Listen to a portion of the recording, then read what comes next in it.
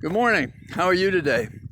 It's beautiful out. I'm out early enough that I don't feel any heat, and I still have a bow tie to put on for my upcoming meetings. Uh, I'm I'm guardedly optimistic about New York because uh, Wiley came in second in the first round of votes. That's encouraging. Maya, therefore, still has a chance to win the primaries. And you may say, well, why don't we know that now? And if you remember, I've talked about, and you probably read about, how they're ranking candidates.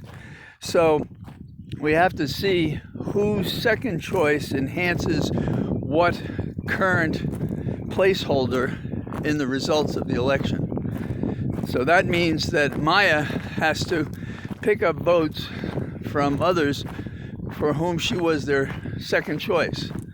And I think there's a very good chance she was a second choice to many voters.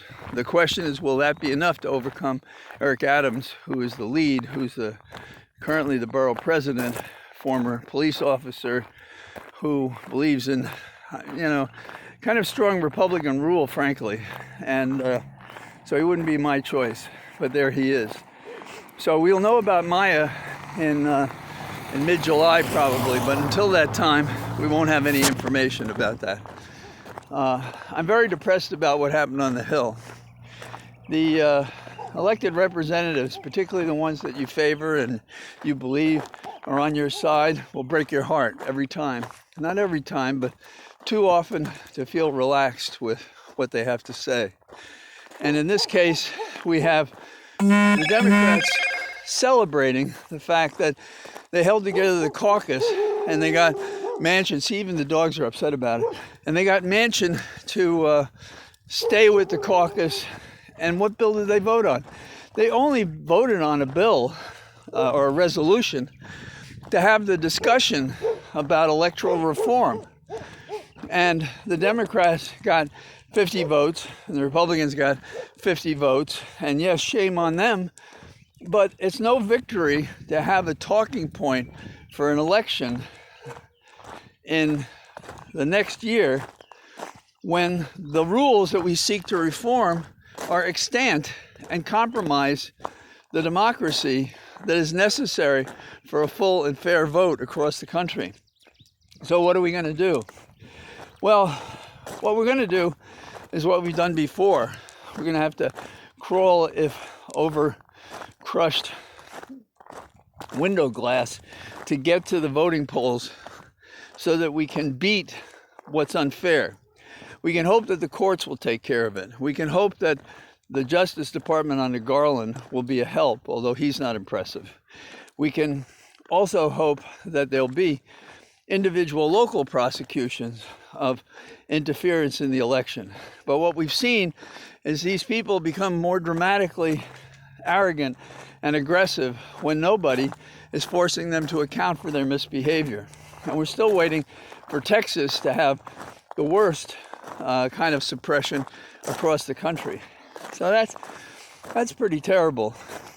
The other thing I'm interested in is the investigation of Trump in New York by DA Vance. Right now, it looks like the DA who succeeds Vance will be a person who has prosecuted corruption cases before and will take seriously carrying on the prosecution investigation of Trump. But here's the rub. In the Washington Post today, there's a long article which basically says that they can't get Weisselberg, the CFO, to cooperate and to testify against Trump. Well, that's one way to do it. But who is the target of the investigation? The target is Trump. So why don't we put Weisselberg in the grand jury and ask him all the questions we need to? And you may say, well, he'll take the fifth. No, if you go before a New York grand jury, you automatically have immunity. And because of that immunity, you have to answer. And if you lie, you can be prosecuted for perjury. And we could still use his testimony against his family members to squeeze him after the fact. And there remains the possibility that with or without his testimony, we have enough to bring a case.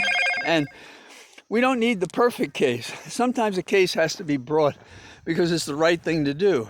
Now, we don't have access to what charges they're really prosecuting, what evidence they really have, but a lot of this case is played out in the public media. And we have reason to believe that there are things Trump can't run away from. You know, his dalliance with the women of the night that he lied about in order to conceal this information from the voters. We have banks that have gotten inflated statements or not. We have tax returns that reflect deflated statements of value for his properties or not. We perhaps have what they call a little RICO statute violation, in which an organization has had repeated instances of crime and offenses. So are we seeing the cowardice of the dream team, or is this a right and deliberate reservation to go forward? Prosecutors are sort of like judges and other people. They only matter if they act. Twiddling your thumbs and contemplating, that's just no way to go forward. And time has a way of diminishing the evidence that you have. Witnesses fade on purpose or otherwise. Documents are hard to find or obtain. But there was litigation for a long time to get the documents that they have. Fights to the Supreme Court, fights in the local court in New York. So let's get it on. This is no time to be messing around with this. So that's some of my thinking for the day. I'll talk to you tomorrow. All the best. Bye-bye.